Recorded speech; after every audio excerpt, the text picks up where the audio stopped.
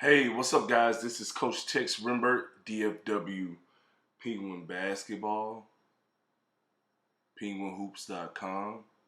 Guys, like, comment, subscribe on this video if you um, ran across it and you have not done so. All right. But today I want to talk about, as a parent, as a player, you know, can you trust the process of growth and development with your child? Can you trust the process of growth and development as a player? Do you want instant gratification? Or are you willing to sacrifice your time and effort to get into the results that you really want with your child? Everybody's agenda with their children is different. Every player's agenda as a player is different. Everybody wants and needs are different. Everybody's upbringing and cultural background is different. But you really have to ask yourself, okay, if you aren't at the point where you want to be as a player, if you aren't at the point where you want to be as a parent with your child and what they're getting out of it, can you trust the process of this? You know, you look at those this picture that I just showed. The kid Connor, number 0. If you go back a little bit, Connor's been with me since he was in the 4th grade. Connor was, when he joined the team, he wasn't skilled at all. He didn't know where to go. He didn't know what to do on offense or defense. If I yelled at him, he would cry and run to his mother, which me and his mother joke about all the time. And you fast forward to now, he's a junior in high school. Now, keep in mind, he's been with me. He's in 4th grade. What is that? Was that 8 years old? He's been with me 8 or 9 years of his life. Okay, I don't think he's ever played for any other club since he's been with me. He's had countless numbers of different teammates. If I could pull up some, you guys go to Penguin Hoops on Instagram, you'll see him on a bunch of different pictures with a bunch of different teammates that have come and gone. Okay, this group of guys right here, most of those guys have joined in the last 2 years.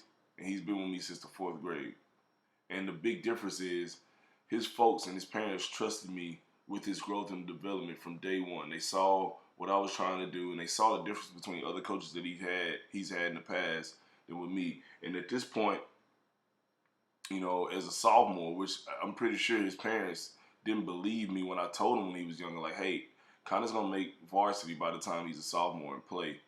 And he did. And now as a sophomore, he started mostly all the games. And as a junior, he's going to start as well. Okay, you look at this group of kids right here. When I first got them, I have an earlier picture with them. But when I first got this group of guys, all of them were bad. And none of them could play. Okay, none, 0. Okay, none of them were guys that were going to go out there and give me 20 points a game. None of them was guys that were going to go out there and give me 15 points a game. Okay, a lot of them, except for the one in the middle, he was already pretty good. Jordan was pretty good. But I taught Jordan how to actually play the game. He could score, but I taught him how to actually play the game of basketball. Okay, and you fast forward, you'll see a picture in a second to them now. Now they're in the 9th grade. All of them have improved dramatically. Now, they're not pros. They're not, all of them aren't on the path to making varsity as a sophomore, but they've all gotten better and matured. So, you know, what are the benefits of you staying with the team for a long time? Well, one, you know, you're teaching your kid not to quit when things go bad, because it's not even just about basketball with sports. You're teaching your kid to endure adversity. You're teaching your kid, hey, okay, well, it may be rough now. You're not that good now. Your teammates are better than you now. Your team is not that good now. But what you guys are doing is building towards something great. You're building towards getting better. And this teaches them that hard work will pay off, even though that's a not cliche. Yeah, it's a cliche thing to say. But it teaches them that, you know, getting good takes time. You can't just instantly become great at something. It takes time. You got to take your lumps, and you got to get better. And also, the benefits of staying with a team, especially when you understand what the coach is trying to do, and you actually see the growth of the team. You're not bouncing around from team to team. Guys, I have so many guys in the program that have been in the program that leave us, come back, leave us, and come back. And then they bring other friends. A lot of times they think that the grass is green on the other side, and that's fine. You know, sometimes you got to go on the other side to see that it's not there. But you don't want your kid to go from so many different teams to where they get lost in the sauce and they never learn anything from any of these coaches. They never even give some of these guys a chance to teach them. You know, a lot of parents and a lot of kids are in a search for the perfect fit for their kid. And I'm here to tell you guys, there is never a perfect fit. There's always going to be something that you dislike about the team. But if the good outweighs the bad, you got to stay with where you're at.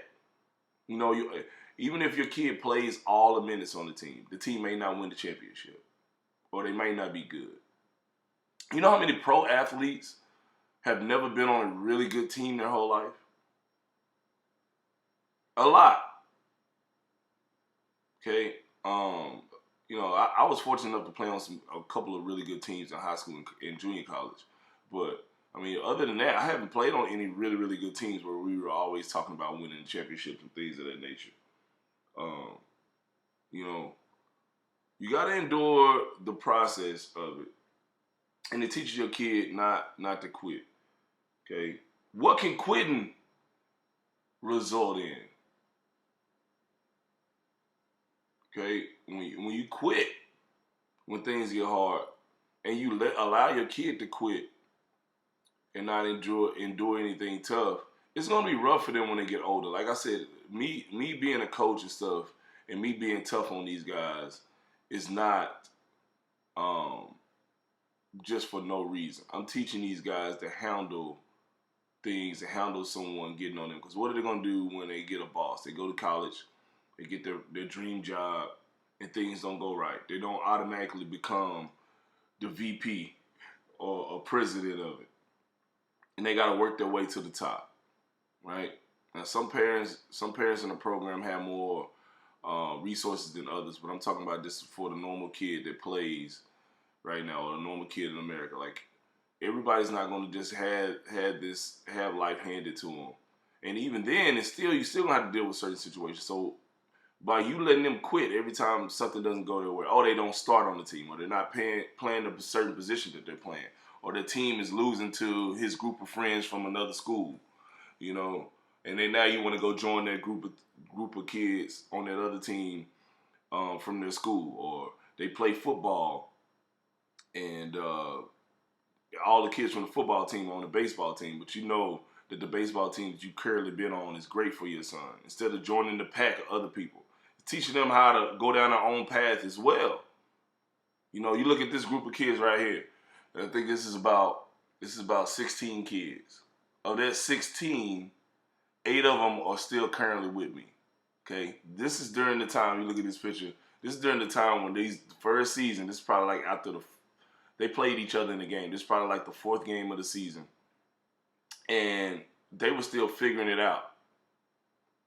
You know, and a lot of guys left. I'm pretty sure if we were winning every game, those guys would have stayed, right? They wouldn't have cared. If after the first 3 games we were 3-2, or maybe 2-1 or 3-0, a lot of those guys would have stayed. Some guys were quitting in the middle of the season because they've never had to face any adversity in their life. And now you fast forward to now with that core group of 8 or 9 guys that we have from this picture. We're 4-0 in our league in the first 4 games. It took 4 seasons. It took 40 games. It took us 40 games to reach that point. I always talk about, repetition is a father's skill. The more good repetitions you get of anything, the better you'll get. But that's a whole nother topic. Now, talking about that group that I just passed, or that group of guys on this picture, how satisfying is it for some of those parents that have been with it and stuck it through? They may have had times where they're like, you know what, I'm going to leave. I'm going to put them on another team. But now, they see us going over the other side of that cliff, other side of that hill, other side of that mountain. How satisfying is it to your kid as well? What have you taught? What do you teach your kid, when they get to that point, they go through their lumps, they take their lumps, they take their embarrassments by getting beat by 30 and 40 and 50 points early on. And they get better and better and better. And the main thing is, most teams, they get better because they add 2 or 3 better players. We probably added one more core guy, and he's not a guy that's going to go out and give me 20 or 30 points and just totally dominates. He's another guy that you fit in the piece that's a little bit more skilled than everyone else. And and the team has just gotten totally better, not because of that one kid, it's because everyone as a whole knows where to go. They know what to do. They know the scheme of the team. They understand me. They understand each other's strengths and weaknesses. And now everything is coming together. And, like I said, the best feeling in the world is when you have a kid that doesn't understand stuff or doesn't believe at first or is having a rough time. And then on the back end, they see what you're getting on them and pushing them and, yelling at them and things of that nature. And they understand what it's for in the end. Best feeling in the world as a coach. All right, so you got to ask yourself, parents, you got to ask yourself, players, are you willing to trust the process of growth and development? Not just in the sport of basketball, but in life with your kid, in life with yourself. It takes time. Repetition is the father's skill. And the more work you put in, the better you get at it. All right, guys, that's pretty much it. If you have any questions and comments or anything, man, leave something and I will respond. All right, I'll see you guys later.